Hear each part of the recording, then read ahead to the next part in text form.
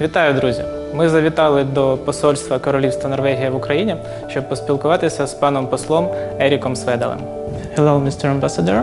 And so the first question is about trolls. Trolls are sold in every gift shop in Norway. These mystical characters are to some extent one of the symbols of the country for tourists. Why did trolls become such popular souvenirs in your opinion? It's not an easy question to answer, but of course the Norwegian trolls are something that every Norwegian grows up with. It is we read the fairy tales of the trolls and the mythical characters that live in our nature since childhood. So every Norwegian knows what the troll is, so for us it's natural to promote this to the world. I guess it's also quite unique for Norway. These characters, it's a good way to promote Norway. And you learned about trolls since you were 3 years old? Not sure how old I was, but already from childhood we are told these fairy tales about the trolls and the princesses that are abducted by the trolls and saved by the good prince and things like that. It's a very much a part of Norwegian culture, and it's very easy if you walk in the Norwegian nature, especially on a dark autumn night or something. You can actually see the trolls and in the nature. It's easy to imagine this world of trolls. Scandinavian mythology is very famous throughout the world today. Thor and Loki are popular heroes of Hollywood blockbusters. Why did Scandinavian mythology draw the attention of filmmakers? Why did it become part of the Marvel universe? Well, the Norse mythology, as we call it, the sort of religion with the pre-Christian beliefs in gods is not unique to Norway. It is in many cultures. We have our own sort of variation of it, our own specific gods, but they exist in many other mythologies as well. Ukrainian, Greek, Roman, German, and so on. I think, and this is a very, it is a world of fantasy, and there is, the internal questions of the good guys and the bad guys, hatred and love and life and death, and so these mythological stories are very good to make films into. Some of them have superpowers, and so it's a good. It's a good material for fantasy movies. Actually, they played a very big role in Norwegian culture. We even have most of our days of the week are named after these gods, and because English language actually derived from Old Norwegian before the French influence, they also have the same. Wednesday, for example, in Norwegian, onsdag is Odin's day. The main god is Odin. Thursday, which is torsdag in Norwegian, is Torsday. Friday is fredag in Norwegian. Frigg, which is Frigg's day. She was the wife of Odin. and so on. So it has had a big influence. That's very interesting. I didn't know about it. At what age do children in Norway learn about Scandinavian mythology and mythical characters?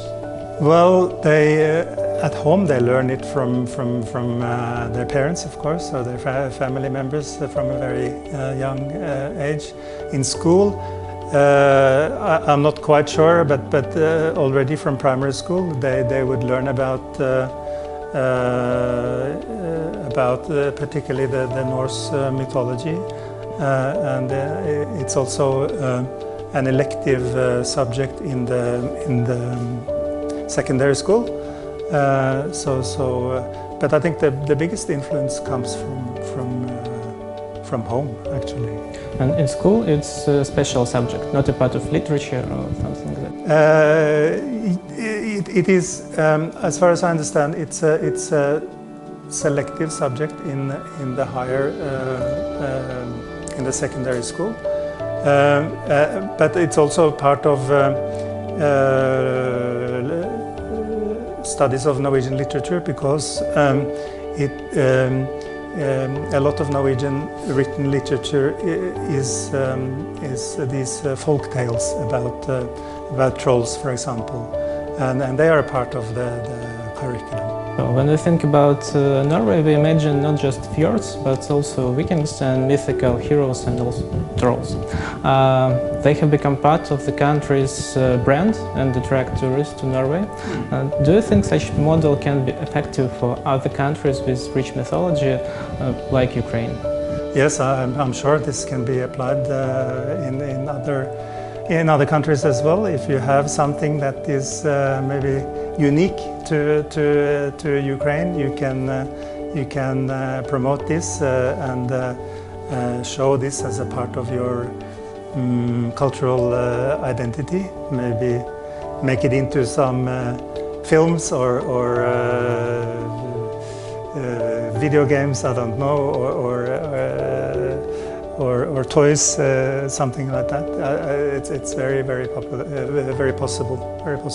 And one more question: if mythology is in some touristical programs of Norwegian government? Well, this is maybe not so much a government policy, but it's of course a very commercial business. We have some special fun parks for children, for example, which have a troll theme, and they are very popular, and so that's also an effective way to. So there are some thematical parks based on mythology. Absolutely, yes, very popular. That's great. And I also. The word troll, I think that's something we have contributed to the English vocabulary, maybe, or the world vocabulary. It was also, it's also a name that we use when we want to promote something as very Norwegian. For example, in the 1950s, we tried to produce our own cars. It wasn't very successful. We only made the factory only made 4 cars, but it was named Troll. But it was not a commercial success. And also, I can mention that one of the biggest oil and gas fields in the North Sea outside Norway is also called the Troll field. So we use that as to signify that this is uniquely Norwegian. So it's unique brands, and you popularize it in different ways. Exactly. Great.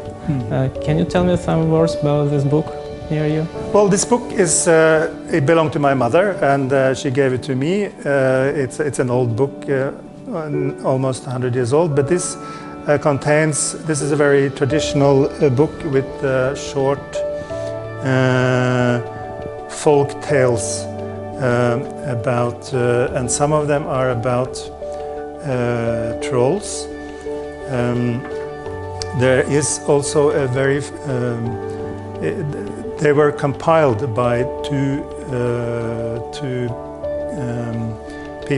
Norwegians, Asbjørnsen and Mo. They traveled around the country and collected these tales because they They were up until the middle of 1800s. They were transmitted orally from parents to children to grandchildren. But like 150, 200 years ago, they were collected and written down. So this is sort of basic. This is a part of our upbringing and our education.